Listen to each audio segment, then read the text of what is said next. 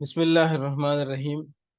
آخرت میں اس امر حق کو سب دیکھ رہے ہوں گے جس کا اب انکار کیا جاتا ہے۔ فہرست موضوعات تفہیم القرآن، جلد پنجم، عنوان آخرت، صفحہ 127، سورہ قاف، آیت 42۔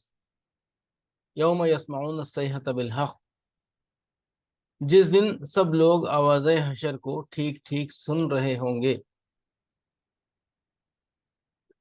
اصل الفاظ ہیں یسمعون الصیحۃ بالحق، اس کے دو معنی ہو سکتے ہیں۔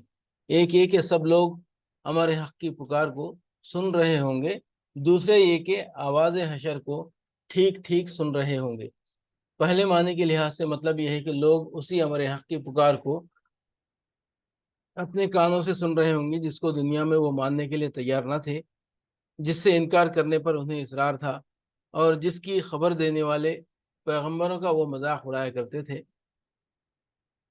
دوسرے معنی کے لحاظ سے مطلب یہ ہے کہ وہ یقینی طور پر یہ آواز حشر سنیں گے، انہیں خود معلوم ہو جائے گا کہ یہ کوئی وہم نہیں ہے بلکہ واقعی یہ آواز حشر ہی ہے۔ کوئی شبہ انہیں اس امر میں نہ رہے گا کہ جس حشر کی انہیں خبر دی گئی تھی وہ آ گیا ہے اور یہ اسی کی پکار بلند ہو رہی ہے۔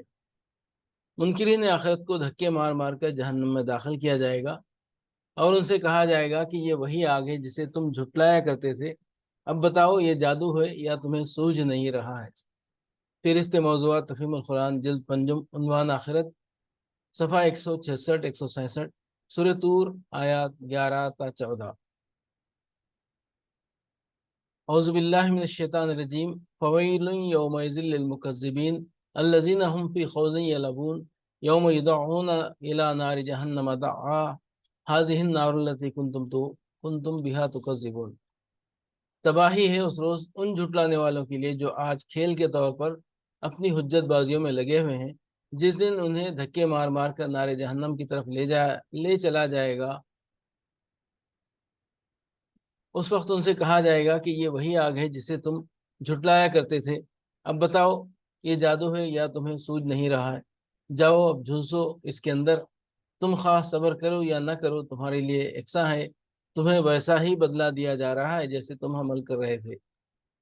حجت بازیوں میں لگے ہوئے ہیں، مطلب یہ ہے کہ نبی سے قیامت اور آخرت اور جنت اور دوزخ کی خبریں سن کر انہیں مذاق کا موضوع بنا رہے ہیں اور سنجیدگی کے ساتھ ان پر غور کرنے کے بجائے محض تفریحاً ان پر باتیں چھاڑ رہے ہیں۔ آخرت پر ان کی بحثوں کا مقصود حقیقت کو سمجھنے کی کوشش نہیں ہے بلکہ کھیل ہے جس سے یہ دل بہلاتے ہیں، اور انہیں کچھ ہوش نہیں ہے کہ فی الواقع یہ کس انجام کی طرف چلے جا رہے ہیں۔